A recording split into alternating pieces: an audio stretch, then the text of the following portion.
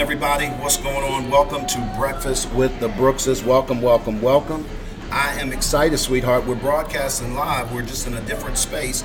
For those of you guys who are just joining us, my name's Glenn P. Brooks Jr. I'm an author, I'm a speaker, I'm a coach, and this lovely light-skinned lady right here next to me is Sheri Brooks Jr., author, speaker, relationship, and life balance coach, and it's great to be with you guys this Saturday morning. So listen, guys, we are doing something a little bit different. Sheri and I are broadcasting live from downtown Norfolk.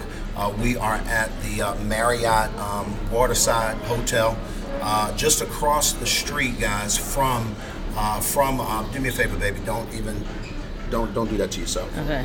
Please, let's just go right here, okay? I'm just trying to make sure they can hear. Yeah, my wife is technical. They'll let us know in the chat if you can hear us. They're telling us good morning, good morning, okay, good morning. Good morning. So clearly, everybody can hear us. We're good to go. Catherine, it's good to see you.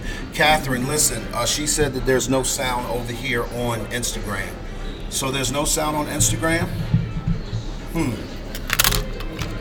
Is that on? Yep, everything looks like it's on Instagram. Instagram, I'm not sure why there's no sound. Catherine, we're going to try something else. Do you hear us? Can you hear us now? Can you hear us? Give me a thumbs up, Catherine, if you can hear us now. Okay, we kind of getting Instagram squared away, guys. If you guys cannot hear us on Instagram, go over to YouTube. And, okay, you can't hear. Okay, fine. Let's do this then. Let's do this. All right. Can you hear now? Can you hear now, Catherine? Give me a thumbs up real quick. Guys, while we're trying to get Instagram up and running, do me a favor. If you're tuning in on YouTube, you can hear. Okay, you guys, okay, awesome. Okay, great. Everybody can hear. Okay. So if you're on YouTube and you can hear, give me a thumbs up. If you're on Instagram and you can hear, give me a heart it up. Okay, great. Okay, great. So Catherine, let me say this. I'm going to just tell this. Y'all, YouTube, y'all give me 1 second. Catherine, if it wasn't for your message to me last night on Instagram talking about you just love Breakfast with the Brookses, I forgot completely about going live on Instagram because we're in a different scenario. My head is all over the place. I've got 1,000 things going on, and I almost forgot you, lady. So I'm telling you, we are here for you and you alone. So thank you for the reminder. So thank you for the reminder. So now back to our regularly scheduled program. YouTube, what's going on? What's going on? So we've been talking about this thing, really STEM, baby, from the sticky factor. Right. Which is that thing in relationships that causes people to come back again and again and again. Mm-hmm. And I know Malcolm Gladwell put it this way. He said that in businesses, when you think about the Marriott, and so we're in an upscale Marriott, it's not the regular Marriott, and they do things just a little bit different here, right? This is not the Courtyard. And the reason why I'm saying that is because there is a level up that they're doing on this level that causes you to want to stay connected to this particular brand. Right. So out of all the hotels that they may have, there's a different feel that you have when you come here. Right. And it makes you want to come back. It's what causes businesses to have repeat customers. It's what creates loyalty within your clients and in families and relationships. There's a sticky factor that breeds that loyalty. Yes. That makes you want to stick through the hard times. That Yes. makes you want to be able to go through the ups and downs because there's a connection that's made. We talked about that sticky factor being communication. Yep. But also there are other factors to it that we've also talked about. Absolutely. That help to build that glue in your relationship. And so today, guys, we're going to continue along our journey, and we've been talking about love and respect. I want y'all to put that in the chat. Love and respect, love and respect. Can we put this up here, babe, so I can see that a little bit better? Mm-hmm. There we go. Yeah, right there. Thank you. I want to be able to see the comments for you guys on YouTube. Coach Kat, it's good to see you. Thanks, Linwood, for jumping in over there on Instagram. Guys, listen, I want you to put love and respect in the chat. Put love and respect in the chat. Put it in the chat. YouTube, put it in the chat. Instagram, put it in the chat. Let me tell you why that's hugely important. Today, we're going to talk about the 3 ways that you can resuscitate the relationship. Sheri, as relationship coaches, we see people give up way too often, way too easy. Right. And unfortunately, there's still life in a lot of people's relationships, but they just don't know how to resuscitate it. Right. And one thing that we also like to tell couples is that, don't wait until it's time to go to the ER. Right. Till you've gotten, things are critical. Yeah. To start working on your relationship. When you're having little challenges, it's best to start working on those things then. But if you get to that point where, it's you in the 9th inning, but there's still some life left, you can still resuscitate relationship. You can still do some things to be able to bring the life back to it if it's not already completely dead. You know, you can't bring, if it's dead, it can't be brought back to life. Right. I get that. And there are relationships that are dead. But here's what I'm going to promise you. 90% of the people that we coach come to us because they have waited way too long to deal with problems that have been problems for way too long. Right. I need y'all to hear that. Right. And it takes, in those cases when it is quote unquote dead, it takes both of you to be able to resuscitate it. So today we're going to talk about air supply. Say air supply. Put it in the chat. Say air supply. Air supply. Here's what I know about human beings. We need oxygen to breathe. We need oxygen to breathe. We need air to be able to continue. What are you doing? You choking? You need some? I need air. See. But in relationships, the air is not necessarily oxygen. Right. It's not. There is an oxygen, but it's not air in terms of breathing it in like we do as humans. But it is something that we're going to talk about today. And if you can get these three things worked out, and we're not going to be long today, guys. We're actually going to do an abbreviated version so that we can get over to the masterclass that we're teaching here in a few. And it's just an exciting day all the way around. By the way, if you are an entrepreneur and or maybe you are a relationship coach, or maybe you are a social worker, or somebody that's in that relationship space, and you're looking to build a business with that online and be able to leverage social media and help you to be able to do that, you may want to shoot me a DM and get in our inbox and let us know how we can help you, because the MAPS Masterclass, we're actually graduating our second cohort total. We just started it at the end of last year, and we're graduating the first cohort of 2019 in a few minutes. So I'm excited about that. So that's why we're in a different location for those of you trying to figure out what's going on. But I'm going to the chat for a quick second. So everybody has put love and respect, put some spec on it. I know that's right. You better put some spec on my name. I know that's right. I can't breathe. I love it. So if you're ready for this content, guys, I want you to put ready in the chat. Catherine, put ready in the chat because I want to give you guys three things. And babe, I'm going to tell you right now, number one is that you have to pay attention. Yes, you have to pay attention. And paying attention may sound simple, but it takes a conscious effort. It takes your being on your spouse's page. It takes you being able to stop what you're doing and really pay attention to what's going on to them. That means this is not you now becoming a mind reader. That's not what we're saying. But it's paying attention to their mood, paying attention to things that are going on, paying attention to the things that bother them or that don't bother them. Paying attention to when you say things a certain way, how they respond, and you realizing that, oh, that's a trigger. Let me not do that. The Bible talks about not spurring your children onto wrath, by basically saying, parents, don't spur your children on the wrath. Don't provoke them. Don't provoke them to wrath. And what we'll do as parents is, you'll fuss at your kid. Your kid will be sitting there steaming, fuming because they upset because they can't say nothing back to you. Right. But if you keep poking and prodding a bull long enough, it'll raise up. It's gonna buck back. And the same thing, we do the same thing with our spouses, is that we'll do things that we know we pushing buttons. Yep. And we'll do it sometimes. We do it on purpose.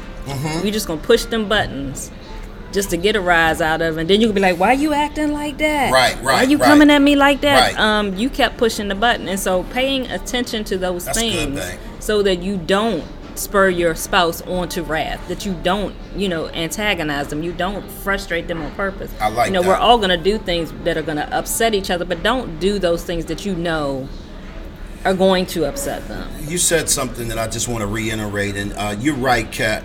It's critical. Let me tell you why it's so critical.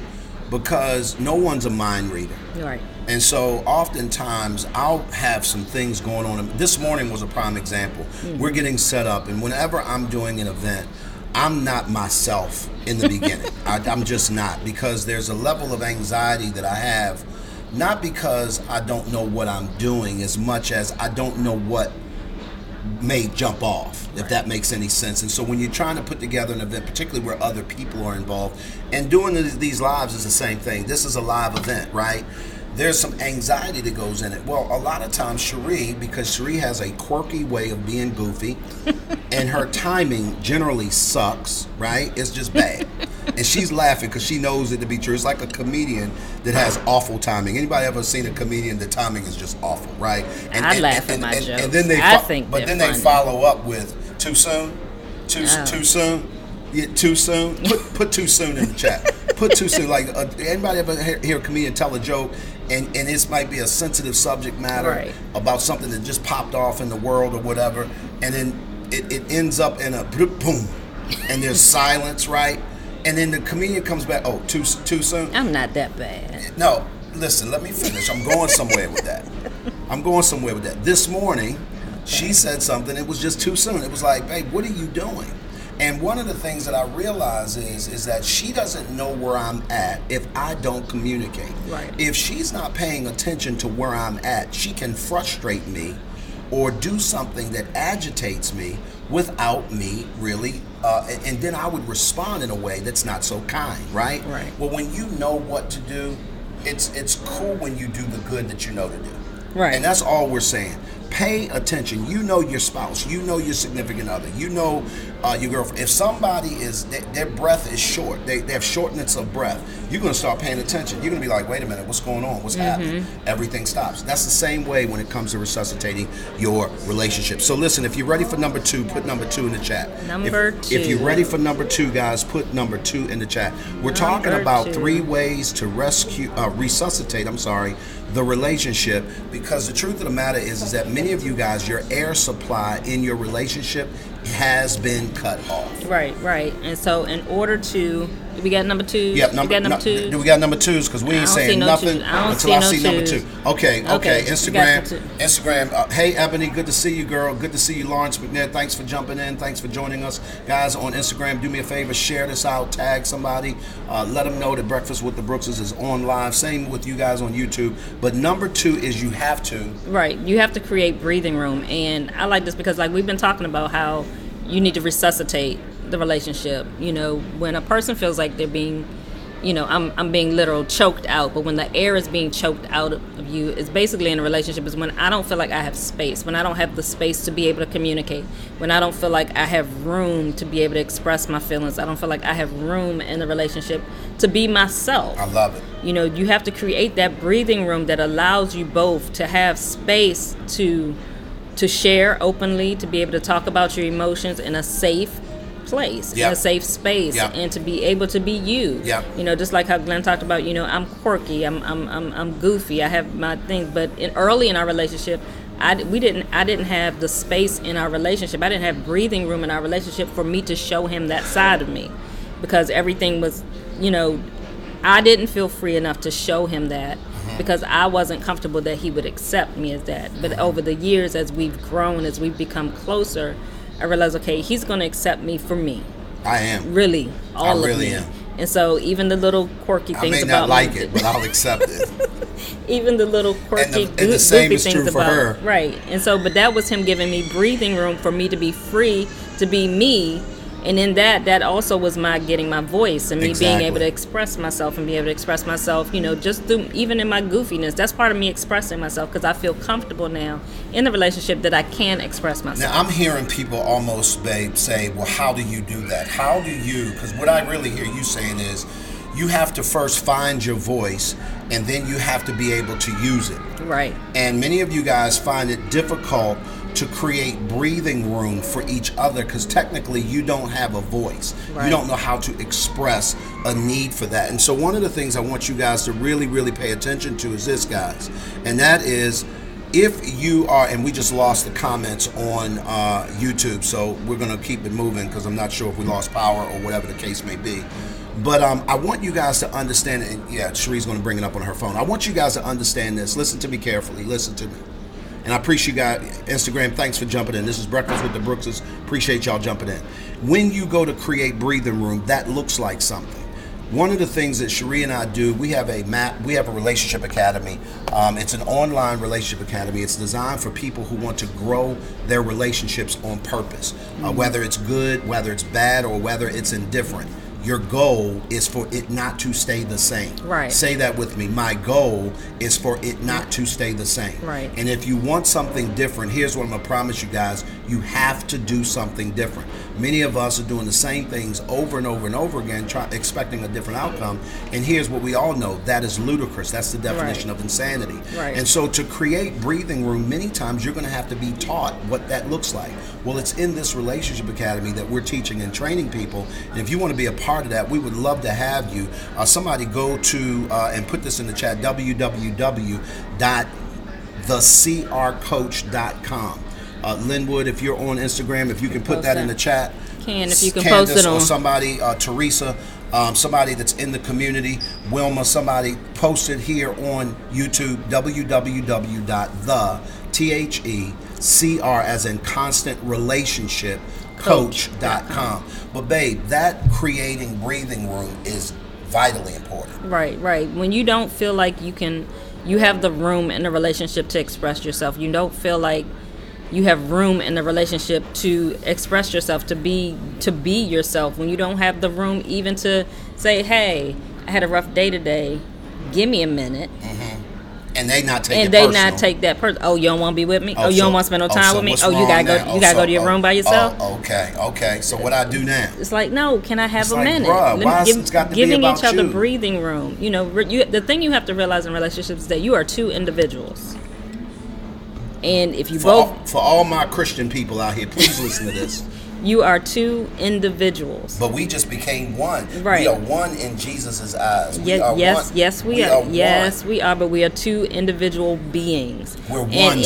We might be one spirit in terms of the union of marriage, but you're two different people. Right, and so each of you process things differently. Like for us, even right now, I've been dealing with some health challenges with my mother. I process stress very differently than Glenn.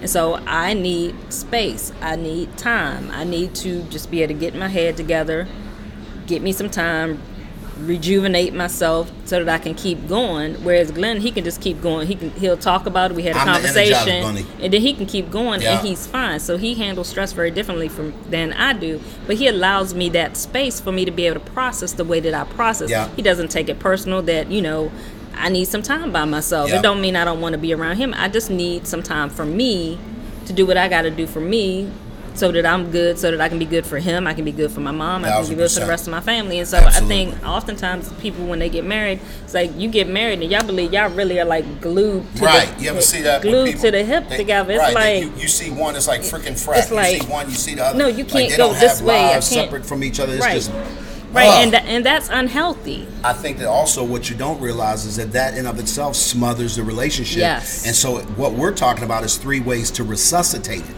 Right. That means bring it back to life. Right. That means allowing life it to breathe into again. It. Breathe and life the way into you it. have to do that, guys, is you got to create space. So we said number 1 was paying attention.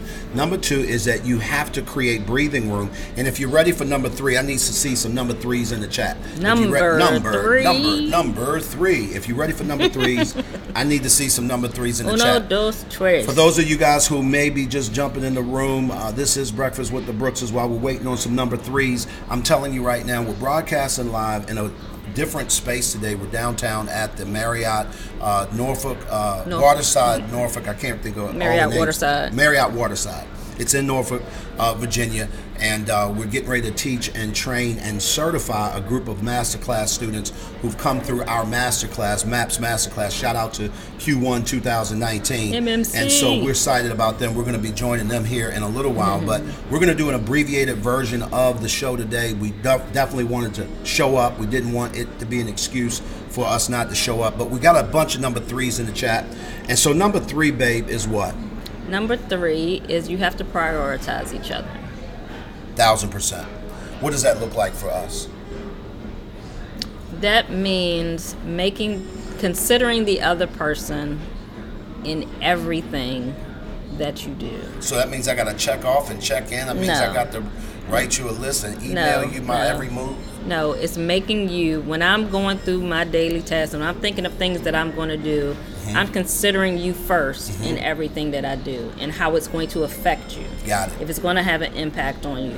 Now, there will be some things that it's going to change what I'm going to do or what I'm not going to do because I am considering you. but it's me making you a priority in every decision that I make, in everything that I do. Yeah. It's making you a priority, and also it is my showing you that you're a priority by my spending time with you, by my, showing you that I love you, speaking your love language. It's an action as well as me just in my daily doing and being, but it's me actually showing you that you're a priority. No, and guys, I want y'all to hear that word show. I want y'all to put this in the chat. Start showing, stop telling. Start showing, stop telling. Put that in the chat. But you know I love you. Start showing, stop telling. You know I love you. Start showing, stop telling. But you know I love you. Start showing and stop telling. Let me tell y'all guys this. Let me tell y'all understand. So y'all understand. Even the Bible says where words are many, sin is not far. Here's what I find way too often, and as a coach, we see this way too often. You're telling people that you love them, but your words are hollow.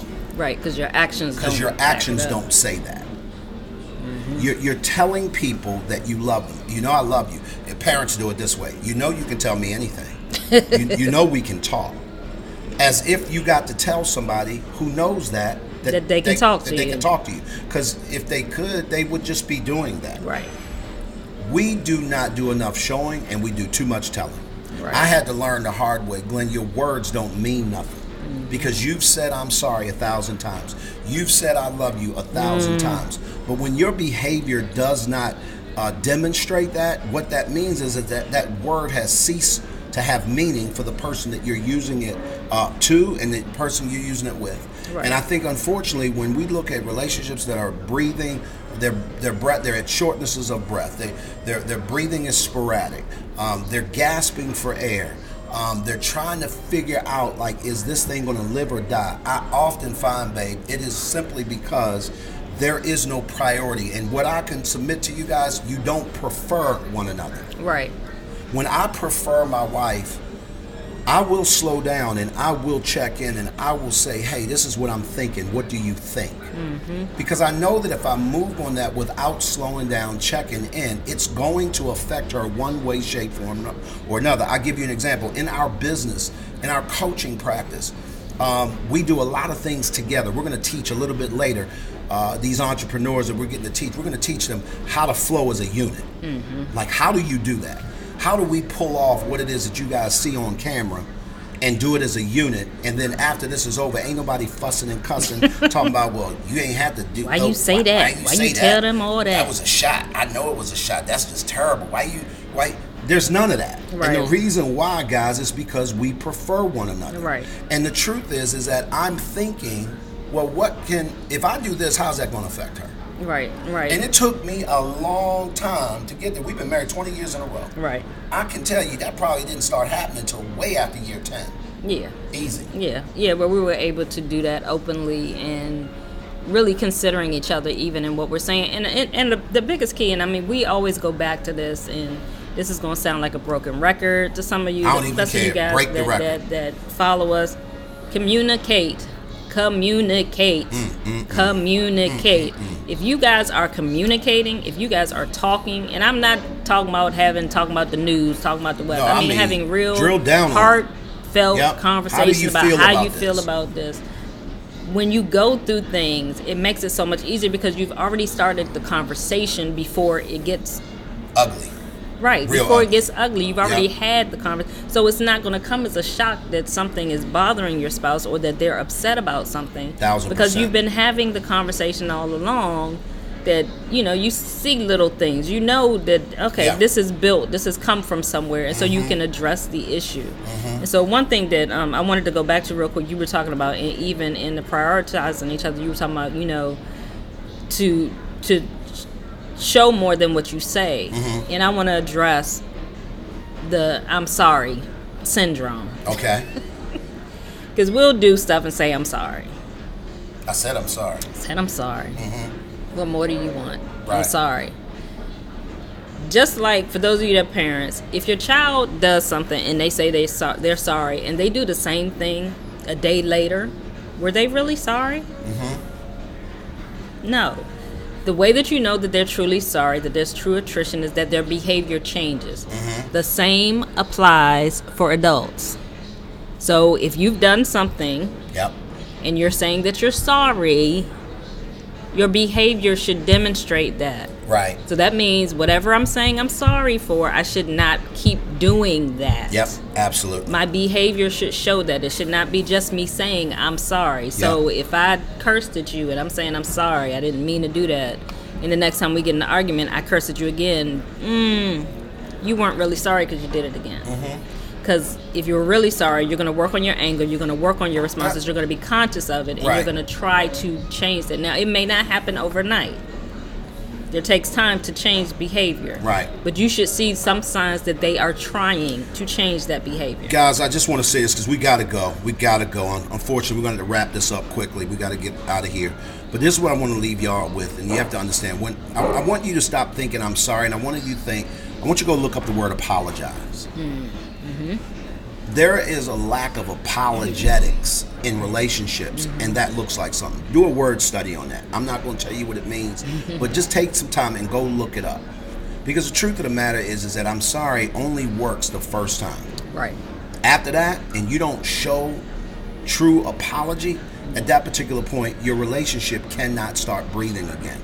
The reason now I want to deal with it before we get off today. I want to deal with the how. So a lot of people are saying, well, how do you do this? How do you do that? We talked about last week and the week before that, and I think that we're going to do our best to have a couple on next week who has lived this out.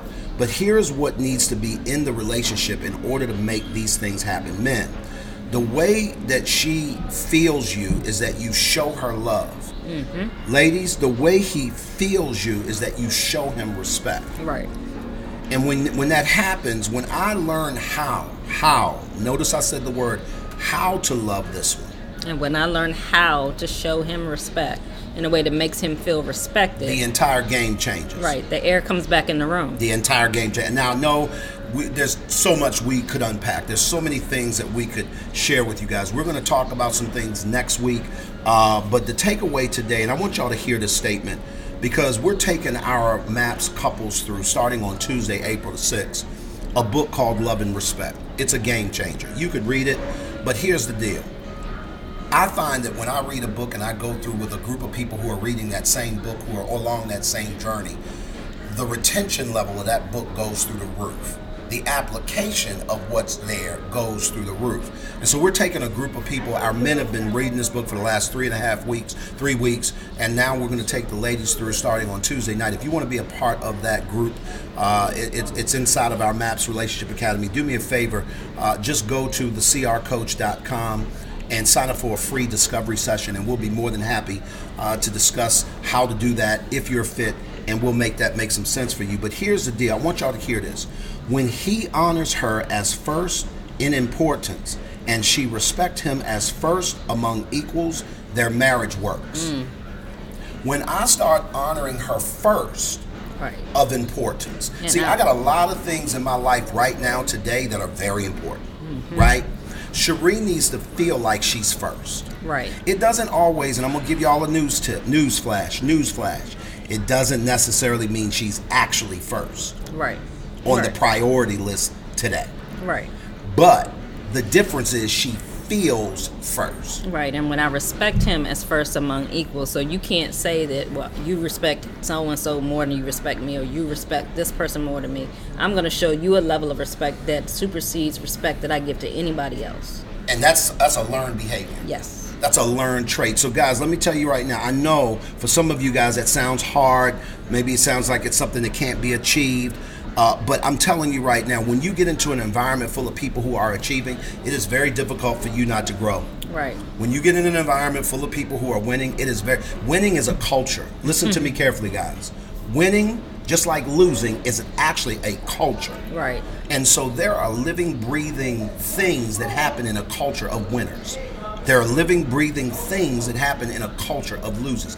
The language in the culture of winners looks very different than the language in the culture of losers. So if you want to grow, get around people who are growing.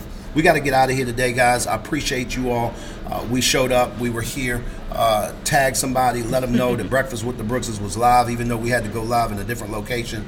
But I'm excited. So again, shout out to the MAPS community. Yes, MAPS yes. Masterclass. We love you guys. We're getting ready to graduate some people who are going to be certified coaches, certified speakers, certified relationship experts. We're just super excited about that. If you're an entrepreneur and you're interested in doing anything like that, let us know. We appreciate it. Kat, you are welcome. You're welcome. You're welcome. My sister from another mister with the same father from Buffalo. That's my girl, Kat. We love you, girl. Appreciate you. All right. Thank you so much for being on, guys. We're going to get out of here. At the end of the day, guys, what do we like to say? We all need some help. Y'all be good. We'll talk soon. Bye, guys.